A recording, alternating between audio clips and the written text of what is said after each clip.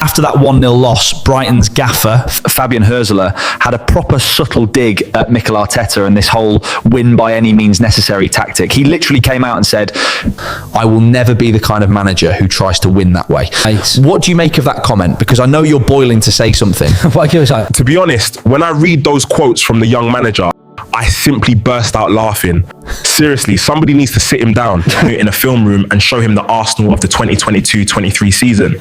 Alternatively, perhaps he ought to ring his predecessor, Roberto De Zerbi, and ask him a few pertinent questions about Mikel. There is absolutely no iteration of Fabian Hurzeler's Brighton that is fit to lace the boots of that 22-23 Arsenal side, any facet of the game. What he fundamentally fails to grasp is that managing Brighton and managing an absolute behemoth like Arsenal are two entirely different stratospheres. The crushing burden and the sheer weight of expectation at an elite institution force you to invent and then completely reinvent yourself every single season.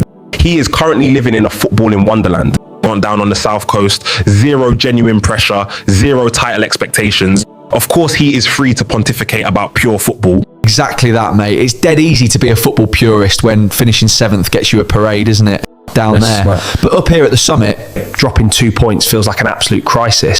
He's managing in a lovely little bubble right now, but he needs to keep on learning and stay humble. Precisely. Look at the wider landscape. Xabi Alonso went unbeaten at Bayer Leverkusen, yet couldn't survive a single season in the pressure cooker as of Real Madrid. He should ask Ruben Amorim what the grim reality of Manchester United looks like compared to Sporting.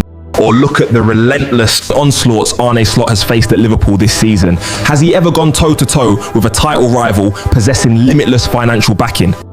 A juggernaut that can simply decide to purchase your primary transfer targets and leave them to rot on the bench solely to establish a psychological edge over your squad in the title race. So quite frankly, Fabian Hurzeler needs to calm the F down, keep learning and stay humble. Right, moving on from the pitch to the press conference. Arsenal go 7 points clear at the summit after that absolute thriller at the Etihad. Nottingham Forest holding Man City to a 2-2 draw. I've got to say, looking at this title race compared to the previous ones, there's a proper different feel to it this year. It seems we are still going to see more drop points from the relegation zone to the top 2, even with less than 10 games. Am I making sense here? You're perfectly coherent and quite frankly spot on. The disparity we used to see is vanishing. The EPL is simply becoming more cutthroat.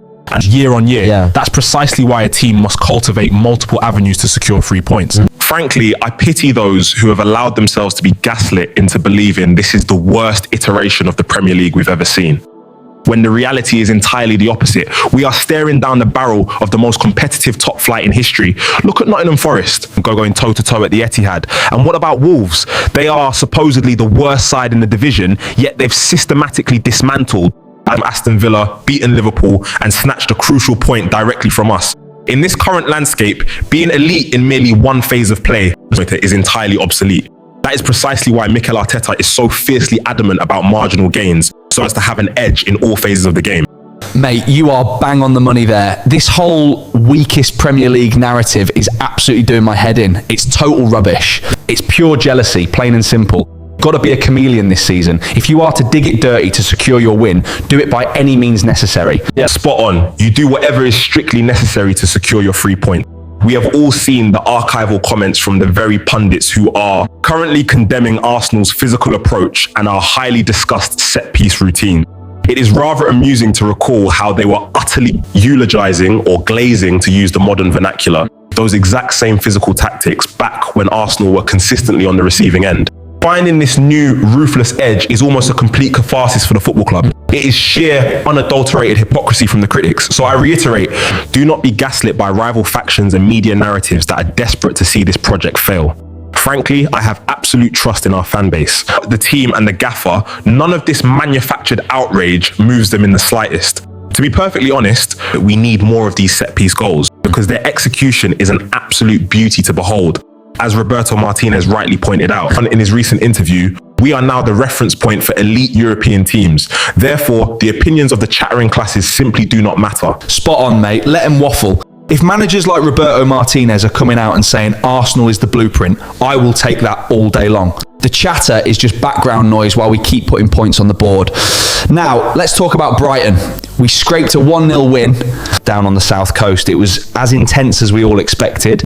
but we scored and immediately reverted to this conservative batten down the hatches mode. It was glaringly obvious we started defending that lead incredibly early.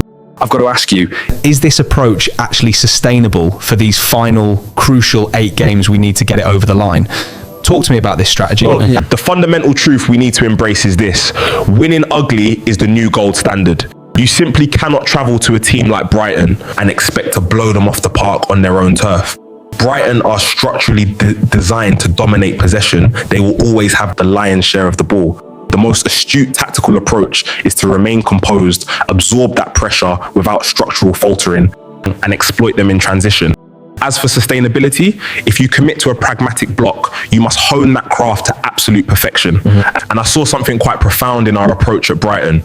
Even when we switched into caution mode early, there was zero panic. I saw a team completely locked into the psychological demands of a title race. We matched Brighton's physicality and, remarkably, forced them to play at our tempo. We may not have controlled the ball, but we absolutely controlled how Brighton used it. At this stage of the campaign, grinding out a gritty win is essential. Every single team has an agenda: relegation, survival, European spots, or the title itself. It adds a ferocious layer of difficulty. Man City felt that at the Etihad against the 17th place Nottingham Forest, a team fighting for their lives. We've just navigated 3 incredibly hostile fixtures that the pundits projected would derail our charge, and we've taken maximum points. Proper detailed breakdown that. Speaking of City though, there's a glaring difference with this side compared to the juggernauts of previous years. They look like they can be exploited, and the consistency just ain't on par with the City we know. Have teams finally found them out? I must confess, I've been rather gobsmacked by the manner in which they've dropped crucial points. This level of vulnerability usually only manifests when they aren't engaged in a title race. The vintage City simply doesn't drop points during the business end of the season. I attribute this to 2 primary factors. Firstly, they are desperately missing the specific profile of Kevin De Bruyne. This is the exact period of the season where Pep typically unleashes him. He is a world-class talent, dictate the outcome of a tie entirely on his own terms, and candidly, Haaland is suffering without that specific service. Secondly, Pep has a philosophical stubbornness. He insists on winning his way, and the league's tactical evolution is finally catching up to him. Hold on a minute, you say Pep wants to win his way. Are you suggesting he needs to invent a totally new system? Because if memory serves, Pep's way of winning is usually the best way going, and his trophy cabinet speaks for itself. Why change what's worked for a decade? Allow me to clarify. I am certainly not suggesting Pep abandon his fundamental blueprint. That is his identity, and it has defined modern football. What I am highlighting is that the Premier League is aggressively evolving. It is a highly data-driven environment now. Every analyst in the country has City's data, their passing networks, their triggers, and they work relentlessly to nullify them. Look at Arsenal's trajectory. We obliterated teams aesthetically in the 22-23 season, added a layer of physical robustness in 23-24, and this season we've integrated ruthless pragmatism and set-piece mastery for when plan A falls short. Had our summer signings hit the ground running sooner, our lead at the summit could be even more commanding. Opponents have dissected City, and without De Bruyne to provide that moments-based magic to bail them out, they look mortal. And frankly, I have no desire to delve into their matters any further. I want them to struggle.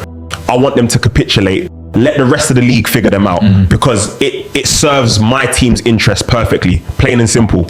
I see exactly what you did there, mate. City's misery is Arsenal's triumph. Right, let's look at the pitch. Who were your standout performers at Brighton? You've got some names that caught your attention. Let's have those names on your mind. First and foremost, our defence has officially locked into title-winning form. William Saliba was unavailable, yet Mosquera stepped in valiantly and didn't look a step out of place. Piero Hincapié was exceptional for the full 90 minutes, fluidly shifting between left-back and centre-back. Jurrien Timber absolutely marshalled that right flank, locking down any conceivable threat that might have arisen down that channel. He cut off the supply line from Minter, which rendered Welbeck completely obsolete. When we were under immense pressure, the introduction of Ricardo Calafiori was a masterstroke. He instantly calmed the tempo and helped us secure a foothold. Declan Rice ran himself into the ground as per usual. But my man of the match is definitely Gabriel. He was an absolute colossus. He completely manhandled Kaoru Mitoma, who could have been devastating had he stayed on for the full match. And we cannot ignore the opening minute. If Gabriel hadn't made that last second intervention following David Raya's early error, the entire complexion of the game changes. Conceding early at the hammocks is often a death sentence. In short, the defence is primed for the title. The attack simply needs to follow suit. Gabriel really was the saviour out there. So we're sitting on a 7-point lead. City still have a game in hand, but do you genuinely feel the stars are aligning for Arsenal to finally get this over the line? To be honest, I have maintained one crucial stance all season. We must avoid allowing our trip to the Etihad to become a winner-takes-all decider. We absolutely must avoid arriving in Manchester with fairly a 3-point cushion. Our best avenue to victory is arriving with a substantial lead, shifting the entire psychological burden onto City. This current iteration of Manchester City does not exude the same icy calm under pressure as their predecessors. We must relentlessly rack up points by any means necessary, beautifully or painfully ugly, to preserve a commanding lead heading into that fixture.